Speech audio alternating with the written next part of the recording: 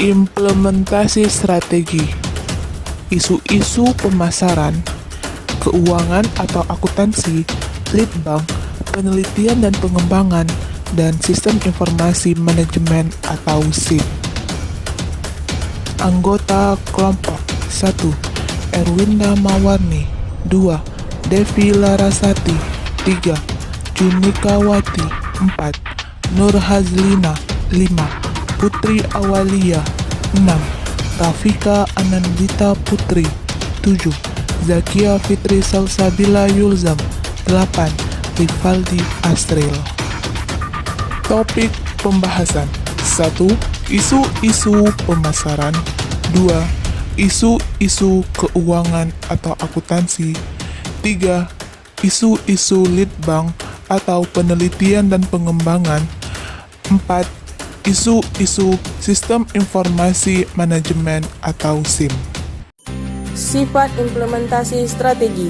Implementasi strategi berpengaruh secara langsung terhadap kehidupan manajer pabrik, manajer divisi-divisi, manajer departemen dan departemen, manajer penjualan, manajer produk, manajer proyek, manajer personalia, manajer staff, supervisor, dan seluruh karyawan. Pada situasi tertentu, manajer dan karyawan yang tidak memahami bisnis dan tidak berkomitmen terhadap bisnis mungkin berusaha meninggalkan upaya implementasi strategi dengan harapan organisasi tetap akan menggunakan cara lama.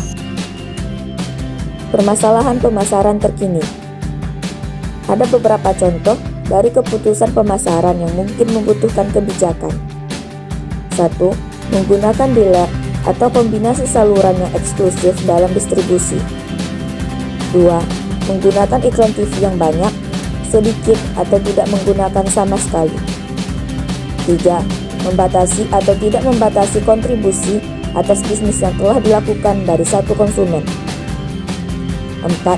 Menjadi pemimpin dalam penetapan harga atau menjadi pengikut.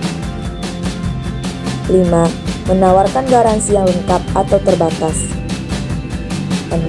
Memberikan penghargaan pada tenaga penjual berdasarkan gaji langsung atau kombinasi gaji atau komisi. 7. Melakukan iklan secara online atau tidak. Variabel pemasaran. 2 variabel yang penting dan sentral bagi implementasi strategis.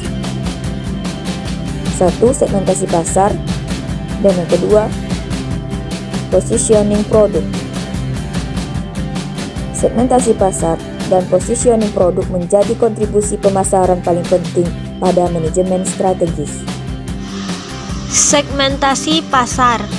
Segmentasi pasar atau market segmentation secara luas digunakan untuk menerapkan strategi.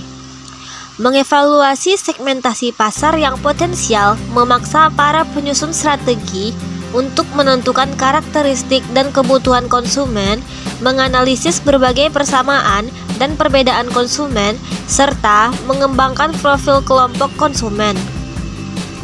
Segmen orang yang ingin dijangkau secara online oleh pemasar jauh lebih jelas daripada segmen orang yang dijangkau melalui bentuk-bentuk media tradisional. Pemosisian produk. Pemosisian produk merupakan pengembangan skema representasi yang mencerminkan produk atau jasa Anda dibandingkan dengan pesaing dalam dimensi yang penting bagi kesuksesan dalam industri. Strategi pemosisian produk yang efektif memenuhi 2 kriteria. 1. Secara unik membedakan perusahaan dalam persaingan tersebut, dan 2. Membawa konsumen untuk mengharapkan pelayanan yang sedikit berbeda dari yang akan atau bisa diberikan ke konsumen. Perusahaan seharusnya tidak membuat ekspektasi yang melebihi ekspektasi yang bisa atau akan diberikan. Hal ini adalah tantangan yang konstan bagi pemasar. Isu-isu keuangan atau akuntansi. 1. Mendapatkan modal untuk implementasi strategi. menentukan kombinasi yang tepat antara pinjaman dengan modal disetor dalam struktur modal perusahaan adalah vital bagi kesuksesan implementasi strategi. Laba per saham atau laba sebelum bunga dan pajak, earnings per shares atau earnings before interest and tax (EPS) EBIT analysis adalah teknik yang paling banyak digunakan dalam menentukan apakah pinjaman saham atau kombinasi keduanya merupakan alternatif terbaik untuk memperoleh modal bagi implementasi strategis. Yang kedua, proyeksi laporan keuangan. Analisis proyeksi laporan keuangan atau projected financial statement analysis adalah teknik utama dalam implementasi strategi karena memungkinkan organisasi untuk memeriksa hasil yang diharapkan dari berbagai tindakan dan pendekatan. Terdapat 6 tahap dalam membuat satu analisis proyeksi keuangan. Yang pertama, siapkan proyeksi keuangan sebelum neraca. Awalilah dengan memperkirakan penjualan seakurat mungkin.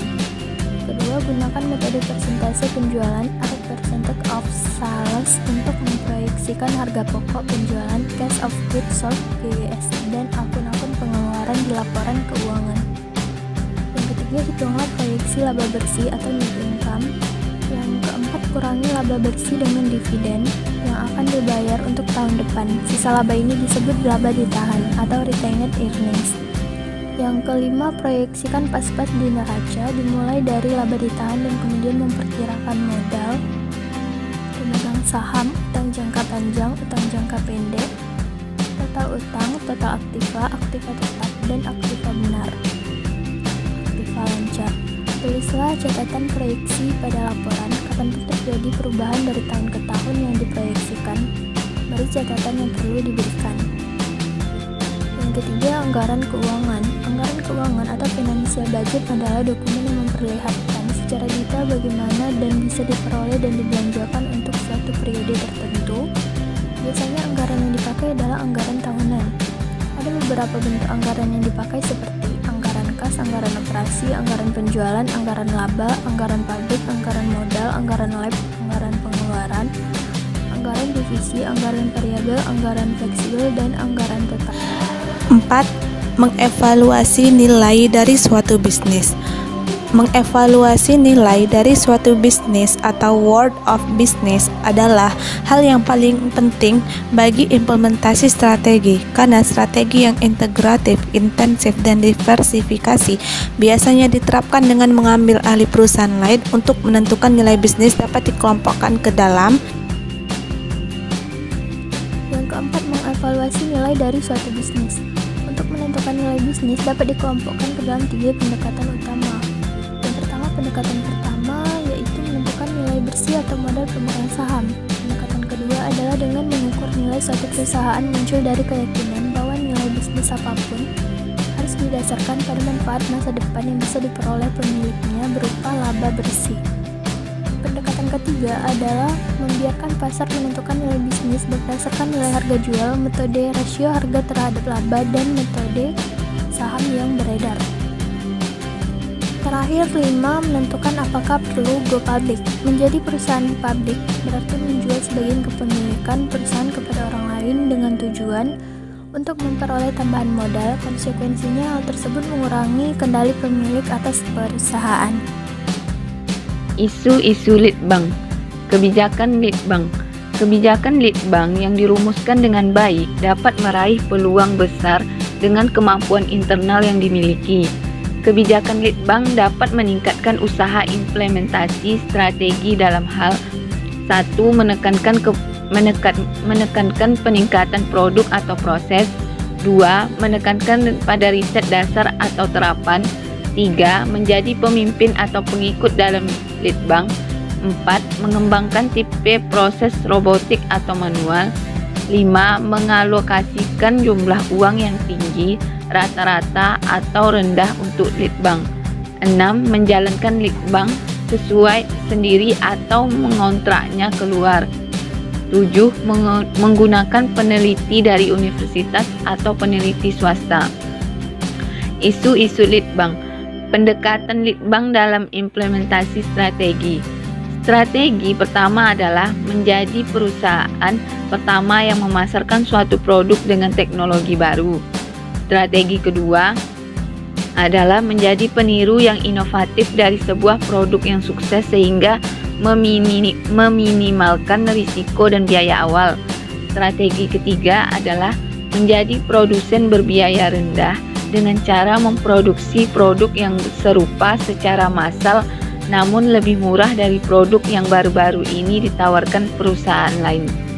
Isu-isu atau permasalahan sistem informasi manajemen atau SIM. Informasi adalah dasar pemahaman dalam suatu perusahaan. Di berbagai industri, informasi menjadi faktor yang paling penting dalam membedakan perusahaan yang berhasil dengan perusahaan yang tidak berhasil. Proses manajemen strategis difasilitasi dengan baik di perusahaan yang memiliki sistem informasi yang efektif. Perusahaan yang mengumpulkan, menganalisis, mengevaluasi informasi eksternal dan internal secara efektif memiliki keunggulan kompetitif atas perusahaan yang lain. Sistem informasi manajemen yang efektif menjadi prasyarat pada suatu di masa mendatang yang memungkinkan perusahaan untuk menekan biaya. Contohnya, pesanan online dari sales ke fasilitas produksi dapat memperpendek waktu pemesanan bahan baku dan mengurangi biaya persediaan.